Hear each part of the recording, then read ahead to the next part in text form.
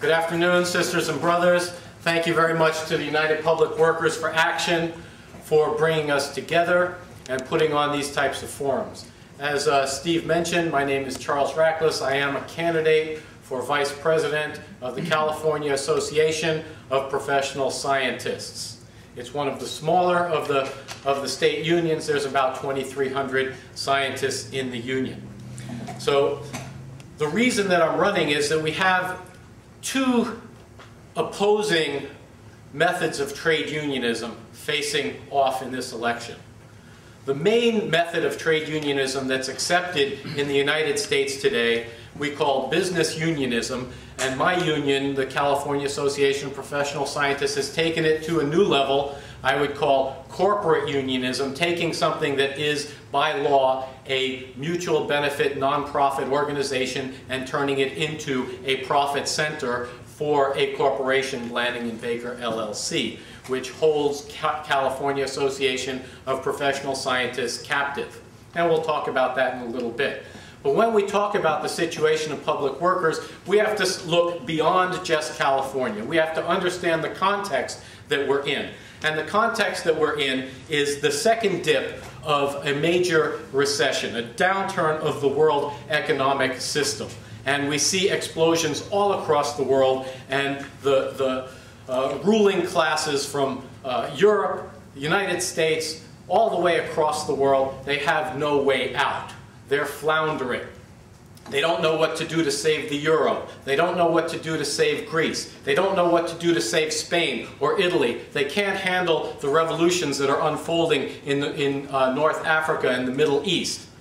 What we have is the era of the collapse of the U.S. empire. And under those conditions, who is under attack? The working class is under attack.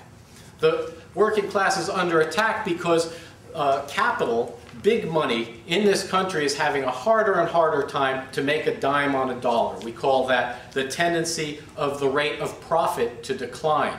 So it's harder and harder to make a buck if you have the big capital. So they take that capital off of the productive process, and you have a decline in production, not just here in California, but all across the country. And indeed, the aggregate labor hours that are carried out across the world is down. How does this affect us? It affects us because to actually deflate the bubble of fictitious value, or fictitious value that surrounds the real value of the economy, has been overblown in this speculative bubble. They have to deflate that until it actually represents the actual value of society in terms of distribution capabilities, mining capabilities, productive capabilities, etc. And in that process, they're doing it by driving down the wages of average working people, especially in the United States, because they can offsource a lot of the work that happens around the world, and to be competitive, they have to drive down the American worker. The classic case is where the United States government stepped in to save GM and made a deal with the UAW, Gettelfinger, president of UAW, to make a two-tier system on the GM workers. So now you have workers doing the same work side by side, making $14 an hour, to the workers that used to be the golden standard of American labor, making $34 an hour.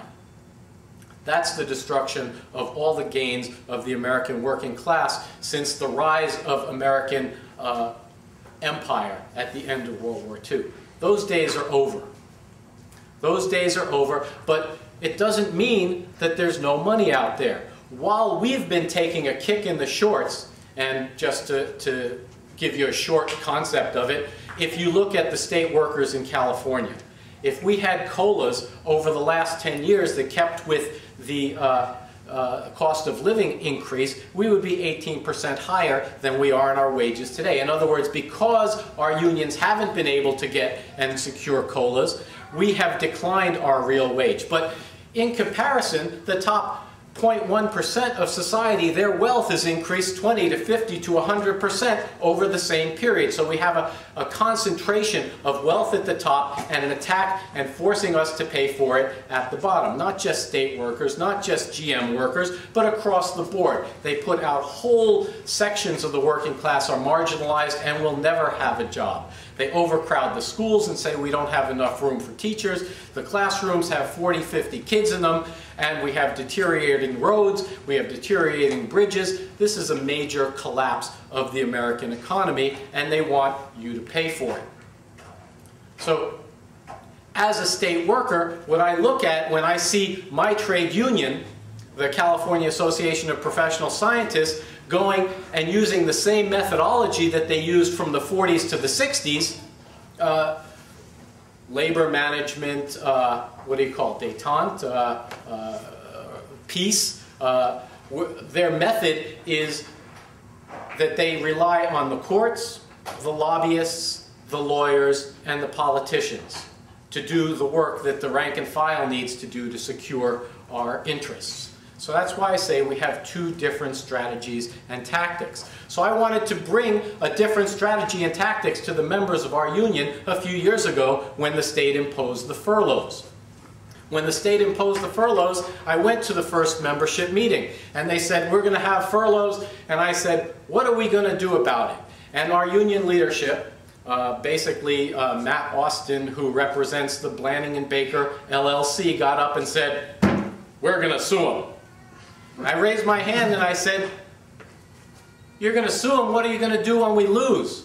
You go, oh, we're not going to lose. Well, 2 years later, you've lost. You didn't lose, Mr. Austin. You collected your paycheck. But 225,000 state workers lost 2 years of 3 days furlough, 15% cut in pay. Invite us back. Take away 5% on our pensions, 3% more on our medical costs, and we lose 2 holidays for 2 years. So who won and who lost? And that was your strategy, Mr. Austin and Blanning and Baker, and the same strategy that you carried out and brought SEIU into, because SEIU at that time had a 74% strike authorization vote, and they let it sit on the table. Well, their members didn't have a contract, and then they, under the threat of minimum wage a year and a half ago, they got them to sign during the summer when the budget wasn't signed. If the budget isn't signed, we're going to zap you with minimum wage. Under that threat of the gun, the SEIU membership voted for the rotten concessionary contract that we had at that time. Now, what did my union do? They came and they had a meeting and asked the membership, what do you think of this contract? Nobody said, we want the SEIU contract. Well, we're going to go in and we're going to fight like dogs to get you a good contract. And they went off and they fought. But in the meantime, what did they do? They spread around the money. They spread around the money, and they put $500,000, and we're a small union, into the 2010 election cycle. And it was spread evenly across the board to Jerry Brown and to all the, most of the Democratic legislatures, and even one Republican legislature. And what do we get for it? When Jerry Brown came in, Jerry Brown imposed basically the same contract, the same rotten sellout contract that the SEIU leadership, Yvonne Walker and company, forced down the throats of SEIU 1000. Except that we went for another 4 or 5 months with those 3-day furloughs. So we took a little further kick in the butt in the interest of sharing the pain. So we have two different philosophies. I told you the leading philosophy of corporate unionism, which is, put the money in the pockets of the union bureaucrats or the corporate staffers that control the union and pass the rest of it out to Democrats and supposedly friendly Republicans, and regardless of whether they fight for you or not when they get in there, they're going to do it again in 2012. We're going to see that. So, what do we propose as opposed to that? What we propose is actual down-home, rank-and-file organizing, the kind of mobilization that built the unions in the first place. The unions were not built in the first place by getting some lawyers and some lobbyists with shiny shoes to go up and beg the legislature to do something for it. No. They organized shop by shop, job site by job site. Union meetings on a regular basis, which is different than my union, but I'll mention that in a little bit. We haven't had a regular union meeting in 10 years. Regular union meetings where the members talk about strategy and tactics and how are we going to win. And they look at labor history and they say, oh, how did we win the 8-hour day? We mobilized and we struck across the country, rolling strikes from one end to the other until the ruling class could no longer stop and they gave us it. How did we win pensions? How did we win Social Security? How did we end child labor? That was all done by mass mobilizations of working people. Don't do that. SEIU 1000 won't tell you to go out and mobilize the people. They do fake mobilizations in Sacramento where they have 30,000 members. They turn out 3,000 on the lawn. CAPS won't even show up. So what do we have? We have a whole mentality on one side of labor which says we're in the pocket of the Democratic and Republican Party and we'll swishy-swash back and forth. We're giving money to the same people that the corporations on Wall Street and the big real estate people are giving money to. And we think that our piddly dollars are going to win them to us because they're friendly to labor. Not a chance. We know that we're taking it hard. So we have to have a different strategy and tactics. A strategy and tactics that says we start by mobilizing shop by shop, organizing the membership, and using our funds instead of giving it to the Democrats to create strike funds and put organizers in the field that talk to each worker and get them involved at a base level to put together a program to fight to win back our COLAs, to win back the takeaways in pension, to point a finger directly at the 0.1% who are holding all the wealth of this country hostage and refusing to put it back into productive forces, to demand that we have public works programs that put millions of people to work. That's what a different type of trade unionism would do. It wouldn't put anything on the back burner. We would say job action strikes, yeah, we're going to use them if we need to. Very often, the shadow of the whip moves the horse more than the whip hitting the horse. But you have to have the whip to make the shadow. Our unions today don't even have a whip. All they have is a way to hand out the money to the politicians. So that's a philosophical divide that exists within the trade union movement, and the intention is to prevent this side from being heard. Because what they want you to do is to go back to sleep, not to get organized, not to talk to your coworkers, and that's exactly how the California Association of Professional Scientists has divided our 2,000 members across the state for the last period. We don't even know who our other members are. We don't have annual meetings. The 2007 bylaws called for annual membership meetings. It said there shall be an annual membership meeting. I am a regulatory person. I work with shalls. Shalls mean shalls, not mean, it doesn't mean you can have one if you like. If it's too difficult, don't worry about it. If your people are spread out around the state, it's okay. No, shall means shall. And they have not had one in 10 years. That means that you took my money, I have a contract with you, it's called the bylaws, and you refuse to oblige me with what I was supposed to get, which is my annual membership meeting. Now, why am I concerned about that? Because I want to talk about strategy and tactics. But we can't talk about it because we don't have a meeting. So they have informational meetings instead. And at the informational meeting, you can't get on the agenda. Why? Because it's not a regular meeting. There's no agenda. It's just the information that CAPS or Blanning and Baker wants to pass on to the membership. They might take a straw poll, but you can't actually vote on anything or carry anything out. So for that purpose, I decided to run for vice president of the organization, and we created the CAPS Fighting Union Caucus, and there's 3 of us. Will Wright is running for president. Giorgio Cosentino is voting for treasurer. You can read all of our statements at the CAPS Fighting Union Caucus.wordpress.com. Very easy to follow. All of our election bulletins are there. All of our statements are there. And we understand completely that if we get elected, we can't do anything without the membership's full support. And that means that, yes, the membership will start coming to meetings because we're going to address the question of how come we're under the corporate control of Blanning and Baker. And we have to win 2 other board members if we get elected to address this, because we can break the contract with Blanding and Baker. We're not obliged to give them $800,000 of our money a year and to give them the rest of the money to pass around to the PACs every year. We can fight for independent working class political action. We can fight to organize solidarity across the trade union movement, and that's what we have to do. Now let's put this as an example of how CAPS operates today. Last April, there was a call by the AFL-CIO for a day of action, April 4th. It was a day of action in defense of the workers in Wisconsin.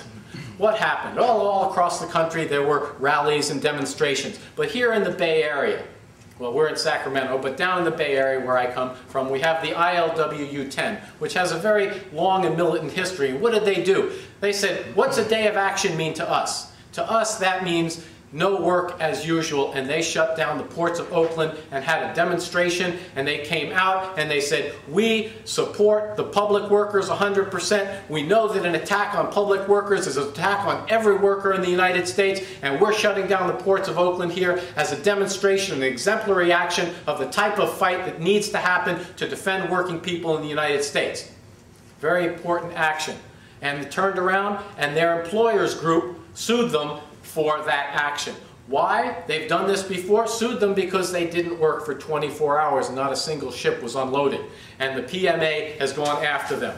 So I went out with other members of our caucus and friends in the trade union movement and went to defense meetings for the ILWU. And they started collecting signatures from trade unionists all around the world to support them. They even got signatures from former Attorney General Ramsey Clark, from former Labor Secretary Robert Reich. So I called up the CAPS board and I sent them a letter and I said, CAPS, these people turned out for us. Will you support them? They put it to the board. And I am ashamed of the answer that I got.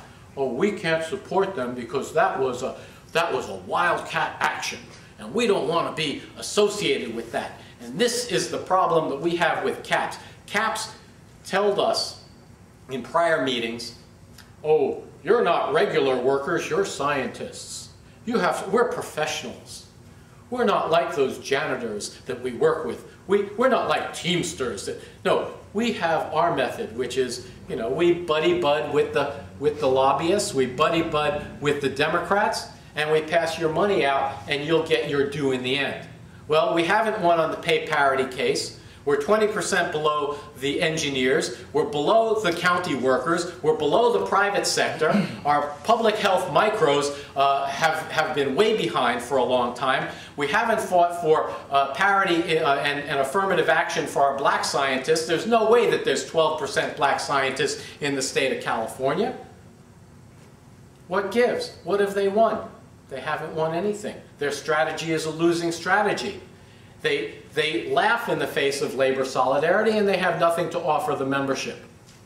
So we're standing as a caucus to expose them, to expose corporate unionism, and to fight for rank and file solidarity trade unionism that puts the finger squarely on the top 1% and shows where the money is, how it's been wasted across the board, how there's hoarding of capital, how they waste our money in wars overseas and refuse to invest in our communities while they let the country and the conditions of our communities fall apart, and they blame us at the same time.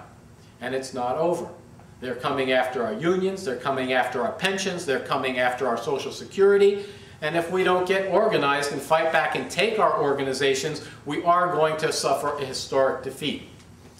So thank you very much. I again extend my invitation to members of CAPS and non-members who are struggling in the same way to look at our statements on capsfightingunioncaucus.wordpress.com. Thank you very much.